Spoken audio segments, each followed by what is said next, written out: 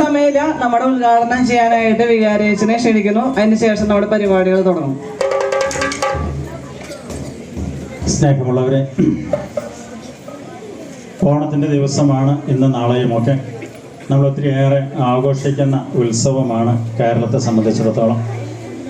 നമ്മളിത് എന്തിനാ ആഘോഷിക്കണമെന്ന് ചോദിച്ചു കഴിഞ്ഞാൽ പലരും ചോദിച്ചു, ഇത്രയധികം ആഘോഷമൊക്കെ ആക്കണ ആവശ്യമുണ്ടെന്നൊക്കെ ചോദിച്ചു.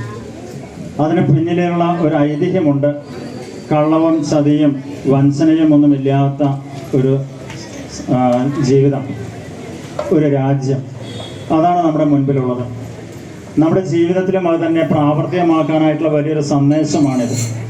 എല്ലാവരെയും സഹോദരങ്ങളെ പോലെ സ്നേഹിക്കുവാനും ഒരേ മനസ്സോടുകൂടെ നമ്മുടെ ജീവിതത്തെ മുന്നോട്ട് കൊണ്ടുപോകുവാനും കള്ളവും ചതിയും വഞ്ചനയും ഒന്നുമില്ലാത്ത ഒരു സാമ്രാജ്യം അല്ലെങ്കിൽ ഒരു സമൂഹം കെട്ടിപ്പടുക്കുവാനായിട്ടുള്ള വലിയൊരു ദൗത്യം നമ്മുടെ ജീവിതത്തിലും പ്രാവർത്തികമാക്കുക എന്നുള്ളതാണ് ഇതിൻ്റെ പുറകിലുള്ള ലക്ഷ്യം.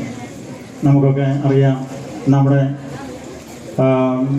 സംസാരവും നമ്മുടെ പ്രവൃത്തിയുമൊക്കെ മറ്റുള്ളവരെ ദ്രോഹിക്കുന്ന ഒന്നായിട്ട് തീരരുത് എന്നുള്ളതാണ് പറയുക. മറ്റുള്ളവർക്ക് നന്മ ചെയ്യുവാനായിട്ടും മറ്റുള്ളവരുടെ സ്നേഹത്തിൽ പങ്കുപറ്റുവാനുമായിട്ടുള്ള വലിയൊരു സന്ദേശം, അതാണ് ഇന്നിൻ്റെ മുഖമുദ്രയായിട്ട് നമ്മൾ സ്വീകരിക്കേണ്ടത്. ഈ ഓണം ആഘോഷിക്കുമ്പോൾ അതായിരിക്കണം നമ്മുടെ മനസ്സിലുണ്ടാകേണ്ടത്. എല്ലാവരെയും ചേർത്ത് പിടിക്കുവാനായിട്ട്, എല്ലാവരെയും സ്നേഹത്തോടുകൂടെ ഉൾക്കൊള്ളുവാനായിട്ട്, എല്ലാവരുടെ മുൻപിൽ ഒരു നന്മയുടെ ഒരു ജീവിതം നയിക്കുവാനായിട്ടുള്ള അനുഗ്രഹങ്ങൾ ആശംസിച്ചുകൊണ്ട് ഞാൻ എൻ്റെ വാക്കുകൾ അവസാനിപ്പിക്കുന്നു. നന്ദി, നമസ്കാരം. നമ്മളിവിടെ തന്നെ നിന്നിട്ട് ചെറിയൊരു ഫോട്ടോ എടുത്തതിന് ശേഷം നമ്മൾ പോവാണ്. എല്ലാ മാവേലിമാരും ഫ്രണ്ടിലേക്ക് വരാം, ഫ്രണ്ടിലേക്ക്.